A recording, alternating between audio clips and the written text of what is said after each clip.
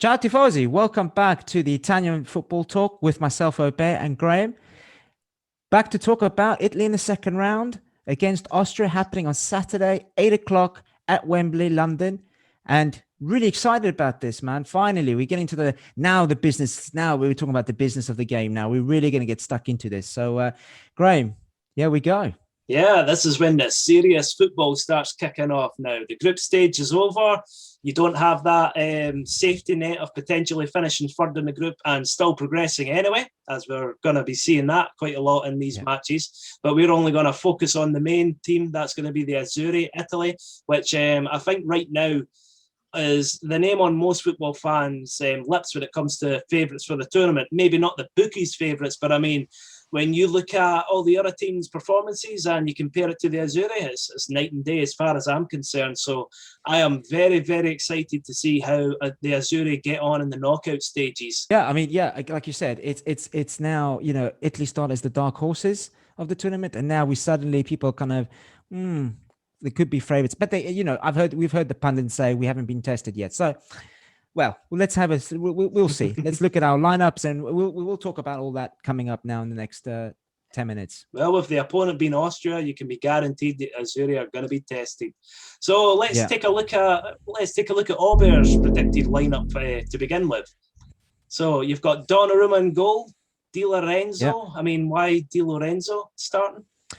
But just because he's actually getting a lot of game time under his belt, and the fact that I think Florenzi's still on the sideline. He was training on Friday and I believe on Thursday on his own in the gym. So I don't think he will be ready for the game, a match fit for Austria. So Di Lorenzo will be taking that spot. Yeah, that's unfortunate. Especially when Florenzi's been having a good tournament when he was playing.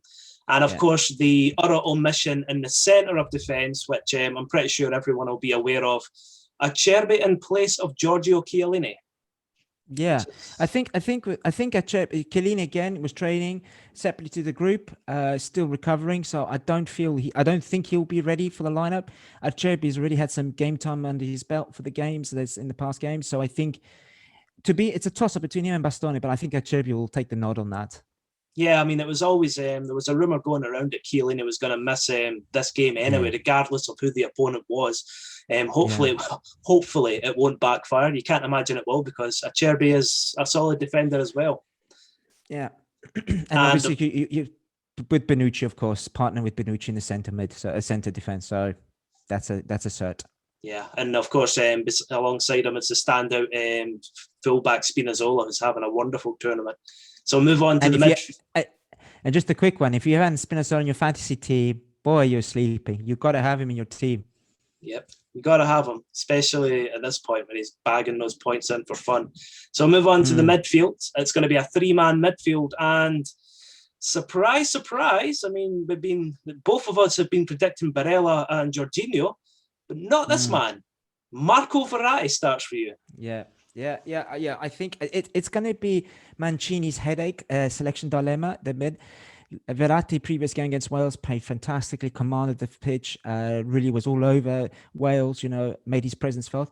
Flip side, Locatelli, scored double goals. It's a great selection headache to have. But I just think Verratti, being before this tournament, I think he was first choice anyway, fit. So I can see him starting over Jorginho. But that's. With Jorginho, not over with Jorginho. So I see him and Barella and Jorginho in the middle of the park. But you see it differently, though. Yeah, well, I mean, I guess it all comes down to match fitness. There is someone out there that does agree with you that I don't know personally, but I know that one person at least agrees with you, and I'll reveal that to you later. I'll reveal who that is, but it's not me, because I wouldn't have Verratti in my team. I would have Locatelli, because I thought Locatelli was absolutely superb when he scored those 2 goals. Against Switzerland. Obviously sat out the final game against Wales for a little bit of a rest, so I would bring him straight back in. I mean, some people say it's a matter of experience in these games, but I mean, if you're afraid to start Locatelli against Austria, no disrespect, why the hell would you want to put him in the semi-finals or quarterfinals if you're talking about experience and pressure? So the front three, and again, there may be some contention to this, maybe, But your front three is, of course, Berardi, Ciro Immobile, and Lorenzo Insigne. The disagreement I think we have is Berardi, because I would have Chiesa. Yeah, again, I think my thought process behind that is you have to have your trump card. So I can see Austria trying to kind of barricade their goal, right? So if we don't score within the first 25 minutes, 30 minutes, I can't see us scoring until the 60th minute, because Austria will be solid at the back, right? And it'll be close shop pretty much. And the fact that Chiesa can come on and unlock a game. He's done it at club level many, many times. I can see him as our trump card. I can see him coming on the 60th minute if it's stalemate, him unlocking, doing his darting runs into the box, drawing a foul, possible penalty, possible free kick. That's where I see the logic. Berardi, he's had a great tournament so far. I wouldn't say, I wouldn't discount him. So, and again, I come back to it. I sound like a broken record. Him cutting in, hitting with his left foot. If we can't break the defense, because Austria will sit deep, because that's how they play football. They sit very deep. If we can't break it, what's going to happen? Berardi's going to get the ball, cut in, and hit long. So, but that's who knows? Yeah. We'll see. I mean, to be honest with you, whether it's Berardi or Chiesa, I'm not going to complain, because both of them have had good performances so far. I just thought Chiesa was really impressive against Wales. I thought he was unlucky not to score.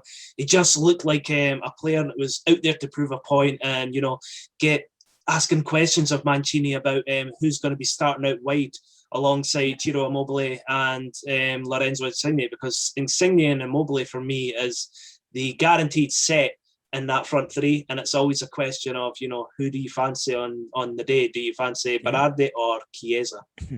Yeah, I agree. Yeah.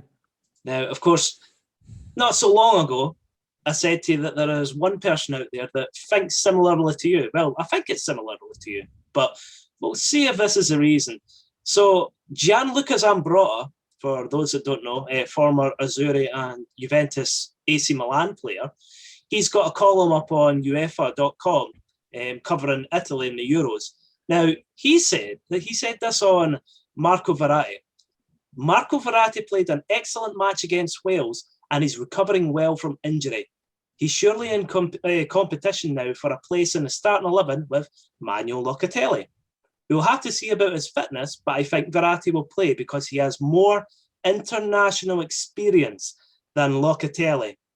So he seems to think that experience is going to be really, really important for this point of the tournament. Is that your line of thinking with Verratti starting as well, or? No, I don't think it's okay. That has to take, you have to take in consideration. I think the fact that Austria is the first time they've hit into the knockout stages for the European competition ever in their history. So that's their first time, right? And I think Verratti is playing. He played Champions League football. He's played against tough teams, tough opponents, right? I think what, for me, before the tournament, he was a guaranteed starter for the team because he was injured with the knee recovery. Locatelli filled those boots fantastically, right? Did really, really well, which is now giving Mancini a headache. Now, my point of view is Verratti against Wales showed why he's a class player. He gets the ball, he gets stuck in, he's covering pretty much the entire center by himself, pretty much, with Jorginho playing off of him. And I was amazed the way Jorginho and Verratti were playing off of each other and how they were covering ground. So I think Verratti for me would. And look, like I said, if it's not, if the scoreline is not yet broken by Italy and they haven't scored, I can see maybe Verratti coming off, Locatelli coming on, Chiesa coming on, Berardi. There's your kind of your trump cards playing. But that's how I see it. So I'm glad Zambrotta believes in it as well, hey? Yeah. I'm not that bad. I didn't even know that. I mean, I just personally felt it was a little disheartening to read a former World Cup winner for Italy, just banging on about experience and international experience, etc. And I'm like, no, this is a young team. It's not about experience. Yeah. It's about youthful, just attacking urgency and just not, not being afraid, not having fear. That's what I've enjoyed so much about this Italian team. And I don't want to hear about how experience is vital at this stage of the tournament. Not having it, Zambrotta. Sorry. But let's move on to, finally, the predictions. So, prediction for the game, Auber. 2-0. 2-0 Italy. another I think clean sheet. Yeah, yeah, I do. I think the only main threat from Austria probably as is a player from the Premiership, Arnautovic, he'll be playing. But apart from him, I can't see it happening. You know, and not it's not being overconfident, just because I think we've got a tight back line. The guys are playing well. We play as a unit, and you know, and let's be honest. I mean, Austria have before the Euros had a bit of a tough time, right? They had a couple of losses, draws, so they were conceding goals. So I see a 2-0 win for Italy. Yourself, what do you reckon? I'm trying to think if I think they would have a clean sheet, because Austria's been quite good going forward. They've had some good results. That's my only concern, really.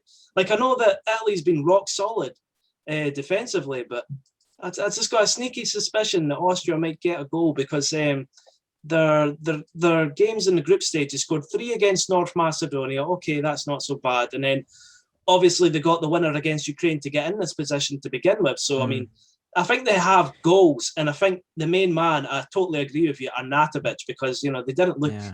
Well, the only time they've scored was when Arnautovic was on the pitch. So if Bonucci or Acerbi can, you know, just, you know, keep him quiet, then, yeah, keep clean sheet. Yeah. Clean sheet. But so I think... What's your... Yeah. 2-1. What's your prediction? 2-1 for Italy. I think they're going to have to concede at some point, and I would rather it be now than later on against a Portugal or a Belgium or something, and then we're like, oh no, Italy have conceded, what's going to happen? Or being the optimist, we could not concede any goals right to the final and win it with no, and be the first team to do it. So there you go. Yeah. But yeah, no, I see 2-0 win, 2-0 win with Austria. Yeah. Yeah, and of course, when you look at the stats of this, like the encounter between Austria and Italy, like one of the stats is like the Italy's performances and results at Wembley have been so good. It's been a while since they've actually lost a game at Wembley. Obviously, they're all against England, but I've said that name quite a few times now. Wembley. I believe you've got something to tell us regarding Wembley. Yes, I've been fortunate enough to get tickets to go watch the game, Italy-Austria, finally. Face value as well, category 1, so I'm going to be in the middle of the park. I bought some interesting headgear, which it hasn't arrived yet, so hopefully it'll arrive tomorrow. Yeah, so I'm really looking forward to it. I'm going to get there quite early. We're going to be meeting up quite a few people before the game at Zia Lucia Pizzeria, which is in the box park right by the stadium. So everyone's welcome. Beers and pizzas, good chat, great football, talk about Italy to the build-up of the game. Really, really, really looking forward to it. And we'll be doing a vlog, so how the day will be going from morning, the journey at the stadium, you know, just really kind of trying to capture the essence of a just a normal tifosi, you know, watching Italy play. So I'm looking forward to really, really excited for it. So yeah, I'm pumped. Well, naturally, I am looking forward to that, because I'll be watching the game from the comfort of my living room, and no invitations from that. Purely just private viewing on my behalf. But I'm very much looking forward to watching that. I hope all of you are too.